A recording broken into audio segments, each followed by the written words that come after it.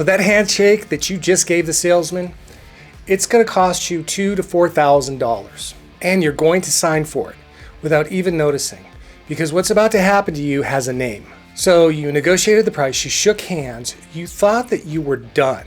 And then when you sat down in that finance office and the number was different, that wasn't a mistake. That was the plan from the moment you walked through the door. And I know this because I ran this play myself for almost 30 years in the car business. So in the next 8 to 10 minutes, I'm going to show you the 3 ways that they changed that number, why in some states it's outright illegal, and the one sentence that shuts the whole thing down cold. There's a moment in every deal, every car deal that dealers count on, and it's when you fall in love with the car. It's not the moment that you test drive the car. It's the moment that you've already said yes. And right now you're thinking, Zach, I would notice if the price changed. No one's slipping that past me. Well, that's exactly what they're counting on. Because the time that you're in that finance office, you're not looking at the numbers anymore. You're looking at that car sitting in your driveway. And I'm going to show you how they use it against you. And here's what you need to understand. By the time that you walk into that finance office, you are emotionally committed to that vehicle. You've already told your spouse, you've posted on Facebook, you've taken selfies, you've pictured it in your driveway. The salesperson already took your trade-in keys. You are, in the language of the industry, a buyer, not a shopper. A buyer, and buyers surrender leverage. That is not an accident, that is a system. So what happens next? It's called a TO, a turnover. The salesperson hands you to the finance manager, and that's a different person, different room, different set of numbers. And that handoff is built to create a reset, a moment where the deal you thought you locked in is suddenly fluid. And most people never see it coming, even when it's happening right in front of them. And that should make you angry because it happens in dealerships across the country every single day. So here's how it plays out. The out the door number was agreed. Hands were shaken. You sit down in the finance office and suddenly one of 3 things happen. 1, there's a new fee, a documentation fee that wasn't included in the floor price, a dealer prep fee charge, administrative fee, a lot fee. It's always framed as something standard, something unavoidable, something the dealer doesn't control. 2, an add-on that appears on the contract that you never agreed to. Paint and fabric protection packages, your nitrogen-filled tires, a theft deterrent system, all pre-installed, all conveniently already done. And the finance manager just shrugs and says, hey, it's already on the vehicle, so it's already in the price. And the 3rd way, they changed the number. That is one that should make you the angriest because it targets something that you did in good faith. 3, the trade-in number changes. You were told $14,500 for your vehicle on the floor. The finance manager's paperwork shows $13,800. And when you pointed out, oh, the manager reappraised it and the mileage was a little bit different than we thought. So none of these are accident. None of these are clerical errors. Every single one is a tactic with a name and a training manual behind it. And here's the part that most people miss. They almost never use just one. They stack them.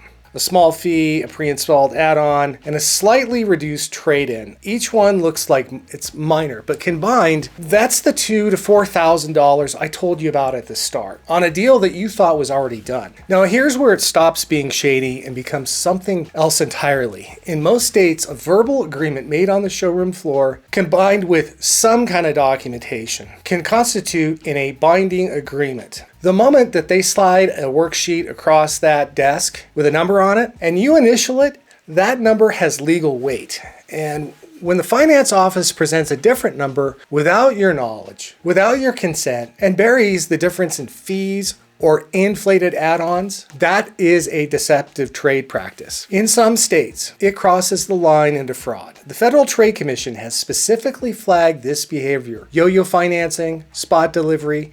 These aren't terms I invented. These are terms dealers use internally. Now I'm going to give you that one sentence in just a second, but first you need to understand why this works.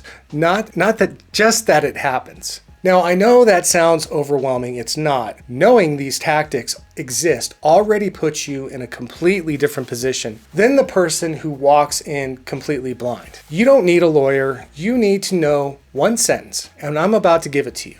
And if something in your gut is saying, that happened to me, well, you're not wrong, and you're not the only one. And the comment section on this channel is full of people who sat in that chair and noticed something was different, and signed anyway because they felt trapped. But don't panic, because the reason you felt trapped is exactly what I'm about to fix. And once you understand it, this never works on you again. Knowledge is power. 3 moves, and I'm gonna name them so you remember them when it counts.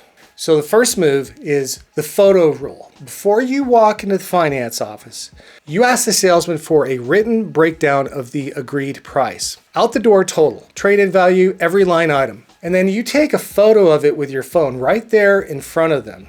They will not love that, but you do it anyway. Move 2 is the reconcile line. This is the one sentence when you sit down and the number is different, you do not sign, you stop and you tell them, this doesn't match what I agreed to on the floor. Reconcile it before we go any further. And then you go quiet. See, that one sentence puts the entire burden back on them. And the last one, this is the one that locks in the other 2 into place. So move 3, the keys rule.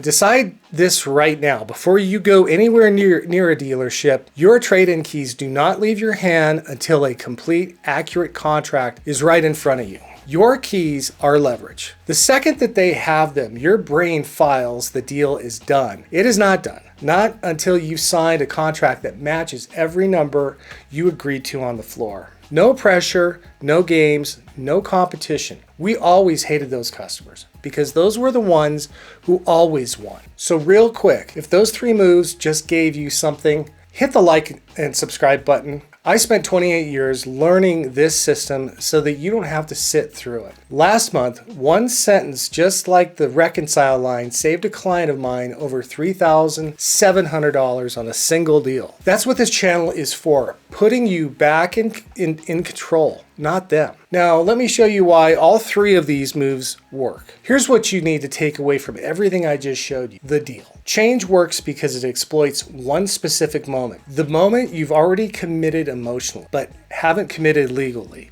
That gap between your handshake and your signature is where the money moves. The dealership knows exactly how long that window is, and they train for it. But that window works in both ways. You are not legally bound by anything until you sign a complete and accurate contract. The car is still on their lot. Your money is still in your account. Your trade is still your vehicle, unless you handed over the keys. The handshake meant something to you. To the finance office, it's the starting line, not the finish line. When you know that, you walk into that room differently. You need to read every line, you compare every number. You take your time. And when something does not match, you say so calmly, clearly, without apology, because the buyer who knows how the room works, that buyer always wins. So you bought a car recently. Do me a favor, go down in the comments and leave me some feedback on the dealership that you did business with. And if you're in the market for a new or used car, or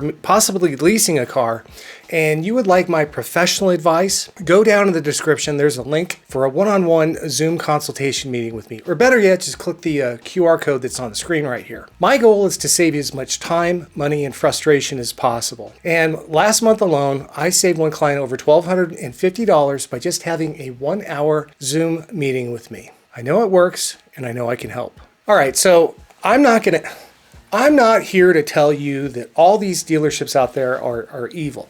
In fact, most dealerships out there, they operate with a lot of integrity. They have a lot of really good people working in their stores.